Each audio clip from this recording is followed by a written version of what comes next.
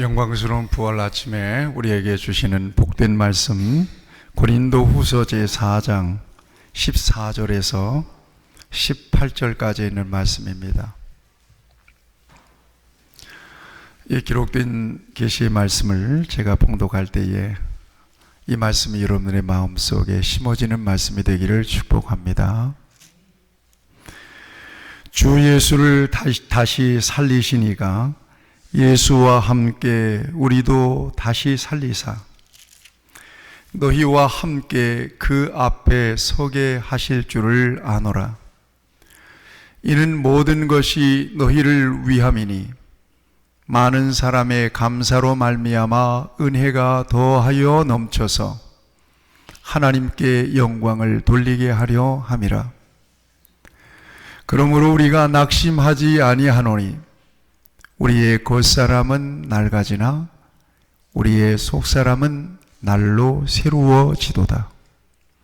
우리가 잠시 받는 환난에 경한 것이 지극히 크고 영원한 영광에 중한 것을 우리에게 이루게 함이니 우리가 주목하는 것은 보이는 것이 아니요 보이지 않는 것이니 보이는 것은 잠깐이요 보이지 않는 것은 영원함이니라. 아멘. 부활의 아침에 사랑하는 성도들에게 부활하신 우리 주님이 여러분들을 만나주시고 여러분들에게 평강을 주시기를 축복합니다. 우리는 예수를 믿습니다. 예수를 믿습니다. 무엇을 믿습니까? 예수님을 믿는데요, 예수님의 십자가의 죽으심과 예수님의 부활을 믿는 거예요. 이게 성경을 통해서 우리에게 주시고 싶은 하나님의 가장 큰 선물이에요. 이게 저와 여러분들에게 믿어졌다는 것은 하나님의 놀라운 은혜가 우리 안에 오는 거예요. 이 믿음은 선물이에요. 힘으로도 안 되고요, 노력해도 안 돼요. 오늘 교회에 처음 나오신 분들도 계실 텐데요, 나도 한번 믿어볼까? 그 마음을 갖는 것은 굉장히 중요해요. 그렇지만 그 마음을 갖는 것만으로 당장에 믿어지는 것은 아니에요. 그런데 어느 순간 믿어져요. 예수님은 나의 주, 나의 하나님이십니다. 그 어느 순간은 하나님께서 내 영혼을 구원하시기 위해서 내 어두운 마음을 조명하시고 내 닫혀있는 마음을 여시는 순간이에요. 그래서 저와 여러분들은 오늘 예수님을 믿는 거예요. 어떻게 믿는가 하면 단순히 예수님의 십자가의 죽으심과 예수님의 부활을 믿는 게 아니라 예수님의 십자가의 죽으심은 곧 나의 죄를 대속하시기 위한 죽음입니다. 이렇게 믿는 거예요. 그러니까 예수님의 십자가와 나를 동일시하는 거죠. 우리의 믿음은 그런 거예요. 예수님의 부활을 우리가 믿는데 단순히 예수님의 부활을 믿는 게 아니라 예수님이 부활하신 것처럼 나도 부활합니다. 나의 부활을 믿는 거예요. 믿으시죠? 믿으세요. 여러분, 여기에 생명이 있습니다. 그러면 여러분 궁금하잖아요? 예수님이 부활하신 것처럼 나도 부활한다면 나는 어떻게 부활할까? 나는 내 부활한 모습은 어떨까? 오늘 귀를 쫙 세워 놓으시고 나의 부활이 도대체 어떤 부활인지를 여러분들이 분명하게 이해할 수 있게 되고 믿어질 수 있게 되기를 바랍니다. 우선 나사로의 부활 알지요? 요한복음 11장에 보면 나사로가 며칠 만에 4일 만에 죽었다가 살아났어요. 놀라운 사건이에요. 놀라지도 않으시네요. 이런 사건은 전무후무한 사건이었어요. 죽어서요, 염을 해서 장례를 딱 치렀어요. 장례를 딱 치른 지 나흘 만에 나사로가 살아났다니까요. 그런데 묻겠습니다. 나사로의 부활은 죽기 전에 몸이 부활한 겁니까? 신령한 몸으로 부활한 겁니까? 신령한 몸으로 부활했다고 해야 은혜가 되겠죠. 어떻게 생각하세요? 나사로의 부활은 죽기 전에 몸이 부활한 겁니까? 아니면 신령한 몸으로 변형되어서 부활한 겁니까? 죽기 전에 몸이 살아난 거예요. 뭐가 증명하죠? 죽었어요. 그 뒤로 아마 병나서 혹은 어떤 일로 그는 또 죽었을 겁니다. 이 나사로의 부활과 예수님의 부활을 비교하면서 우리의 부활을 분명하게 이해하려고 하는 거예요. 그런 의미에서 나사로의 부활은 예수님께서 그를 죽은 지 나흘 만에 나사로야 나오라 그래가지고 무덤에서 그가 다시 살아나서 부활했지만, 엄밀하게 말하면 그는 소생한 거예요. 소생이라고 그래요. 이거 보고 죽기 전에 그 몸으로 다시 살아났기 때문에 소생이에요. 우리 주님은 이 일을 통해서 당신의 부활을 예표해 주셨습니다. 뿐만 아니라 우리 주님은 이 부활 사건을 통해서 생명과 죽음을 주권으로 붙잡고 계신 주님의 능력을 보여주셨습니다.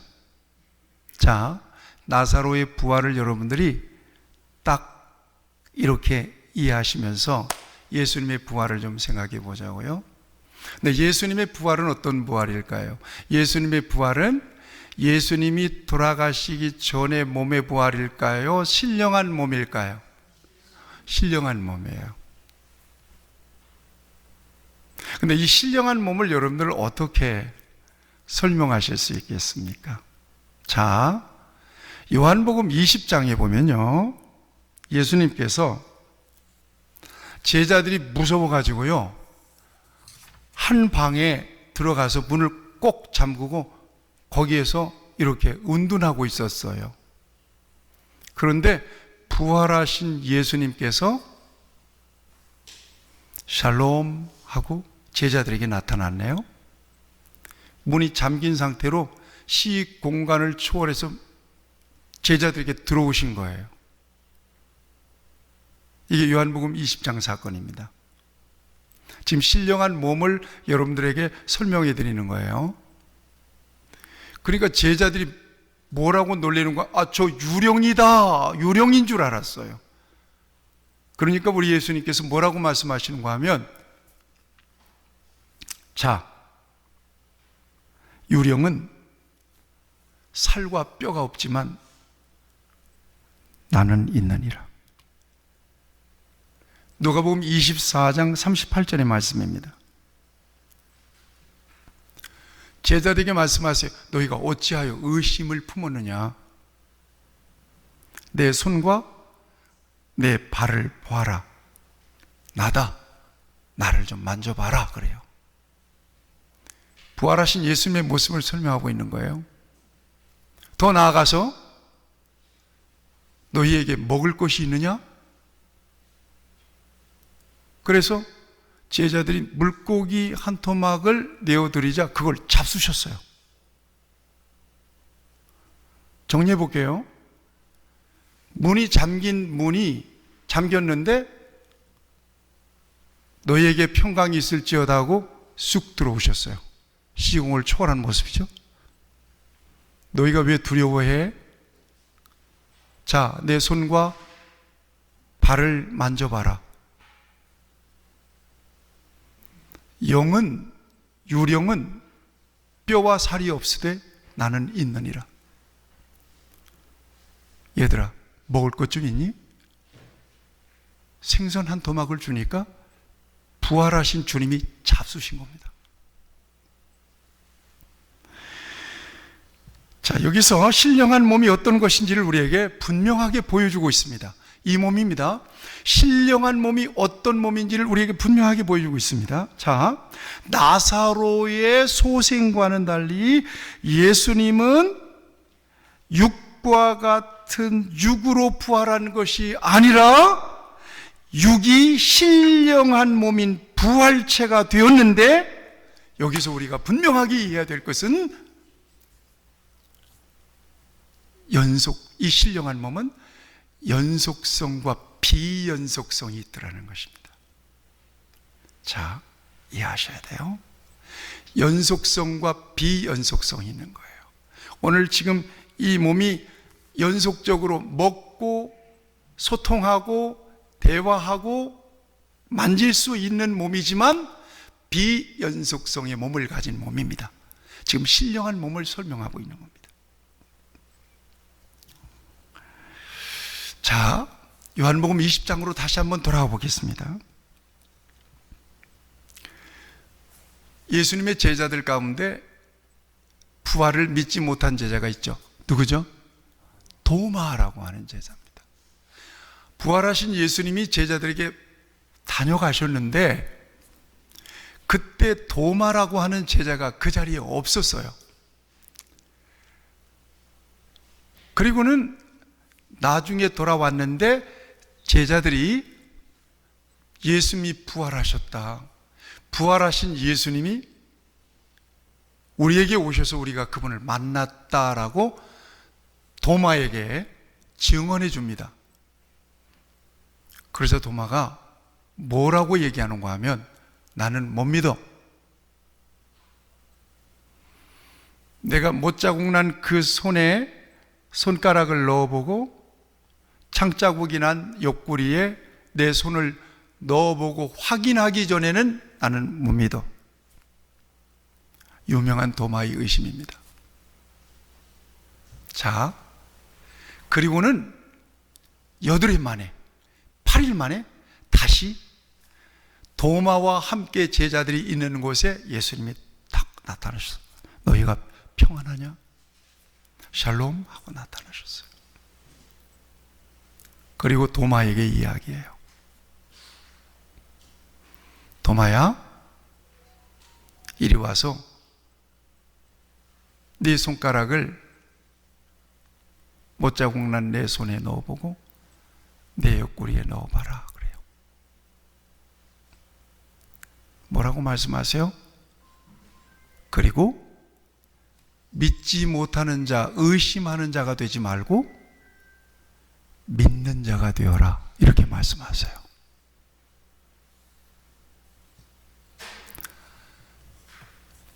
예수님의 몸은, 부활하신 예수님의 몸은 이처럼 만질 수 있고 못자국과 창자국을 확인할 수 있는 연속성과 비연속성을 가진 그런 몸이었다는 것입니다. 이 몸을 신령한 몸이라고 합니다. 부활하고 난 다음에는, 신령한 몸으로 부활하고 난 다음에는 또 다시 죽을까요? 안 죽을까요? 안 죽어요. 영원해요. 우리는 이걸 믿어요.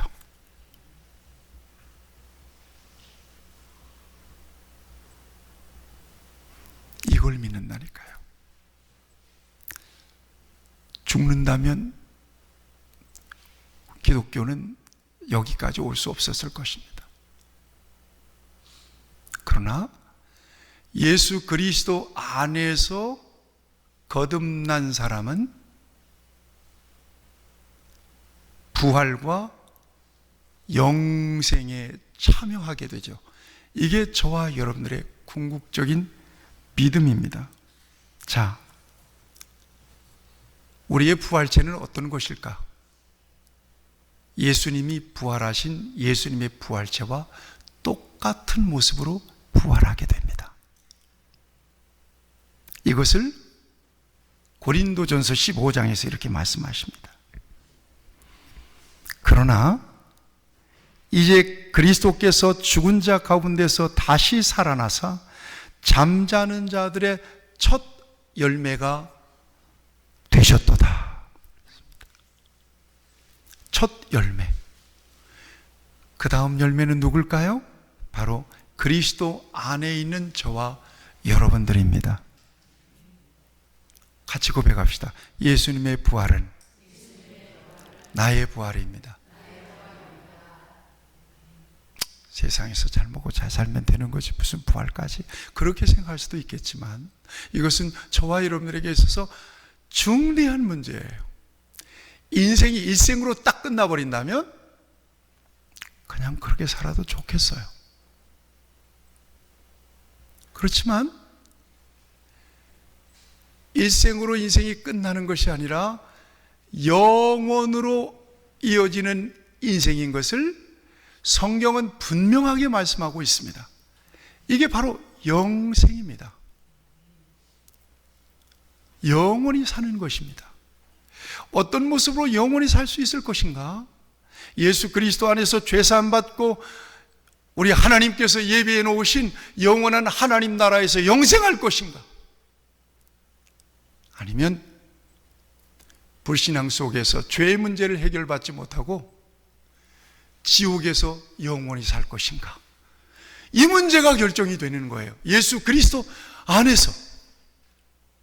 그래서 믿음이 그렇게 중요하다고 얘기하는 거고, 예수님이 그렇게 중요하다고 얘기하는 거고, 예수님의 십자가의 대속이 그렇게 중요하다고 얘기하는 거고, 예수님의 부활이 그렇게 중요하다고 증거하는 것입니다.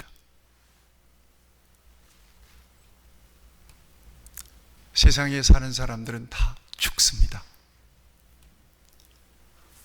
온 순서는 있어도 가는 순서는 없습니다. 병원도 많고 장례식장도 그렇게 많은데 비어있는 시간은 한순간도 없습니다. 다 사람들이 아프고 병나고 죽고 또 태어나고 이래요.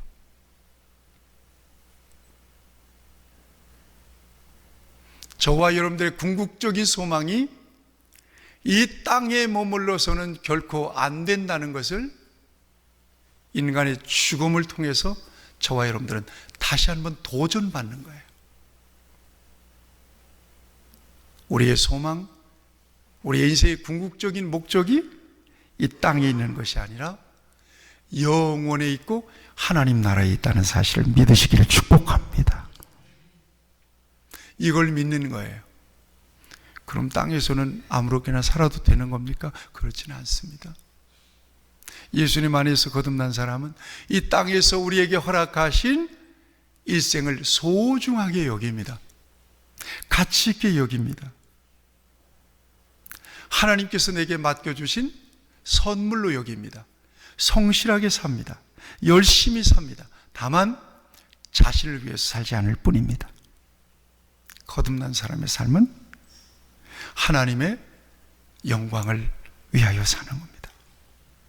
그러면 이 부활은 언제 일어나느냐? 성경은 우리에게 말씀하고 있습니다.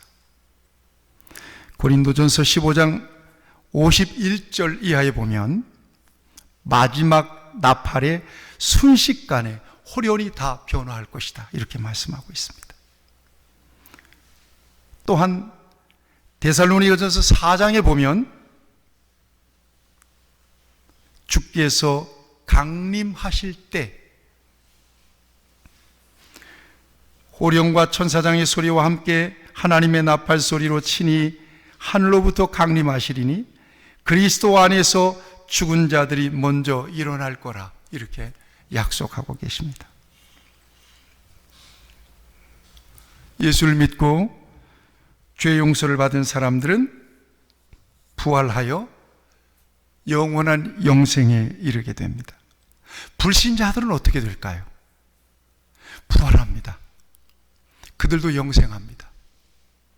부활하여 영생하는데 불신자들의 영생은 지옥에서의 영생입니다. 이걸 아셔야 됩니다. 죄의 문제를 해결받지 못한 채 이 세상을 떠난 사람은 영벌에 처해진다고 분명히 말씀하십니다. 요한복음 5장 29절에 보면 선한 일을 행한 자는 생명의 부활로, 악한 일을 행한 자는 심판의 부활로 나오리라 그랬어요. 예수 믿는 자도 부활하고 불신자들도 부활합니다. 예수 믿는 자는 부활하여 영생에 참여하지만 불신자들은 부활하여 영벌에 처해지게 된다고 성경은 말씀하고 있습니다. 자, 이 부활신앙을 가진 하나님의 백성들은 이 세상을 어떻게 살아야 되느냐? 성경 16장, 오늘 본문 16절 말씀을 보면 어떻게 살라고 말씀하십니까? 그러므로 우리가 낙심하지 아니하노니. 낙심하지 아니하노니. 어떤 일을 만나도 부활과 영생에 대한 궁극적인 믿음을 가진, 소망을 가진 저와 여러분들은 낙심하지 않는다. 낙심하지 말아야 된다.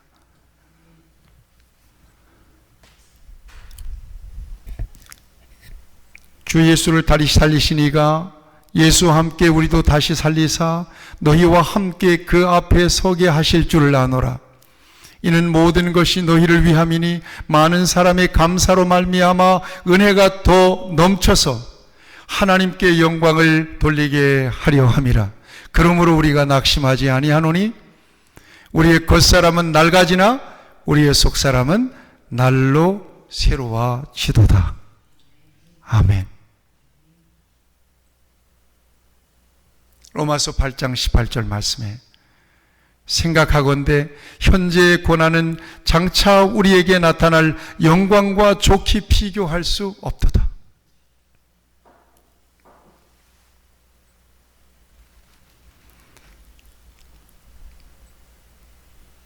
부활 후에 영생한다고 말씀했습니다. 저는 이 말씀을 묵상하면서 부활체의 신령한 몸의 연속성과 비연속성이라고 하는 이 분명한 부활체를 묵상하면서 이 신령한 몸으로 하나님 나라에 들어가면 얼마나 좋을까? 성경을 통해서 우리에게 보여주신 하나님의 나라. 또 부활체로 음부나 지옥의 형벌을 받게 되면 얼마나 고통스러울까 느낀다고 말씀했잖아요.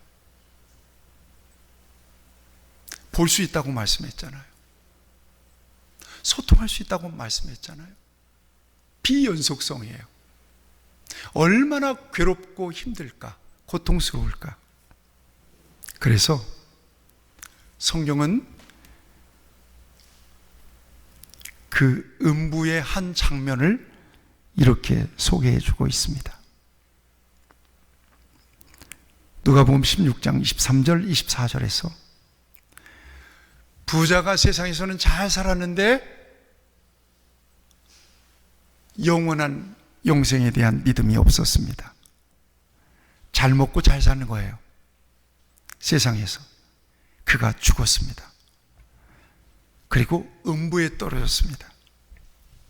이렇게 울부짖습니다. 그가 음부에서 고통 중에 눈을 들어 멀리 아브라함과 그의 품에 있는 나사로를 보고 불러 이르되 아버지 아브라함이여 나를 긍휼히 여기사 나사로를 보내어 그 손가락 끝에 물을 찍어 내 혀를 서늘하게 하옵소서. 내가 이 불꽃 가운데서 괴로워하나이다. 그리고 27절 이하에 보면 이렇게 얘기해요. 이르되 그러면 아버지여 구하오니 나사로를 내 아버지의 집에 보내소서. 내 형제 다섯이 있으니 그들에게 증언하여 그들로 이 고통받는 곳에 오지 않게 하소서. 이렇게 울부짖습니다. 지옥에 들어와 보니까 너무나 괴로운 거예요. 자기 형제 5이 있는데 나사로를 보내서 그들도 여기 오지 못하도록 해달라고 호소하는 장면이 누가복음에 기록이 되어 있습니다. 사랑하는 성도 여러분, 우리 같이 고백했으면 좋겠습니다. 나는 예수 그리스도께서 나를 위해서 죽으시고 나를 위해서 부활하셨음을 믿습니다. 아멘. 이 믿음 안에 견고히 서시기를 축복합니다. 그리고 이 믿음이 영생에 이르는 믿음이기에 복음이라고 하는 겁니다. 여러분, 이 복음을 가족과 이웃과 형제들에게 증거하시기를 바랍니다. 우리 예수님께서 말씀하셨습니다. 부활과 영생에 대하여 너희가 증인이 되라, 이렇게 말씀해 주셨습니다. 오늘 이 부활절, 이 복된 이 주일에 여러분에게 부활신앙, 생명신앙이 더 분명해지게 되기를 축복합니다. 그리고 여러분들이 세상에 믿지 않는 자들에게 이 부활의 증인이 되시기를 주님의 이름으로 축복합니다. 하나님 아버지, 오늘 이 부활절에 우리에게 예수님의 부활을 더 분명하게 가르쳐 주시고 예수님의 부활체로 나도 부활하게 된다는 믿음과 확신을 갖게 하시니 감사합니다. 어떤 일을 만나도 낙심하지 않기를 바랍니다. 이 부활과 영생의 복음의 증인으로 살아갈 수 있도록 하나님께서 우리를 인도해 주시옵소서. 예수님의 이름으로 기도하옵나이다. 아멘.